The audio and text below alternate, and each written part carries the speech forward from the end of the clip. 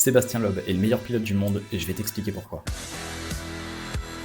L'histoire commence en 96 quand Dominique Heinz tombe sur un article mentionnant un certain Sébastien Loeb, candidat malheureux au volant rallye jeune. Et grâce à l'association Ambition Sport Auto, Loeb entame une ascension fulgurante. En 99, il remporte le trophée Saxo Kit Car et 2 ans plus tard, il rafle tout. Mais c'est en 2004 que ça devient vraiment sérieux. Avec le Danos, ils gagnent leur premier titre de champion du monde WRC avec Citroën. Sauf qu'à partir de là, il n'a pas décidé de ralentir. 2005, 2006, 2007, 2008, 2009, 2010, 2011, 2012. Loeb et Helena écrasent la concurrence pendant 9 années consécutives, avec 3 voitures différentes, la Xara, la C4, la DS3, toujours chez Citroën. Mais Sébastien Loeb, c'est bien plus que le rallye. En 2013, il se lance un nouveau challenge avec la mythique course de côte Pikes Peak et une Peugeot 208 qui a plus grand chose vraiment d'une 208, avec juste un rapport poids-puissance de 1 pour 1. Résultat, il pulvérise le record avec un temps qui restera imbattable pendant 5 ans. Bon, il y a tellement à dire que je suis obligé de sauter des étapes. Ouais, parce que par exemple en 2006, il fera 2ème des 24 heures du Mans en LMP1. Il s'essaiera au WTCC, il fera des podiums en championnat du monde de rallycross, et il fera même des essais en F1 avec Red Bull. Non, parce que l'idée à ce moment-là, c'était quand même de faire le championnat WRC et le championnat de F1 en même temps. Bon, évidemment, pour des questions de physique humaine, ça ne s'est pas fait. En 2018, après des années d'absence en WRC, il revient et fait quelques apparitions en championnat. Et il prouve encore une fois que c'est lui le patron. Enfin bref, il y a une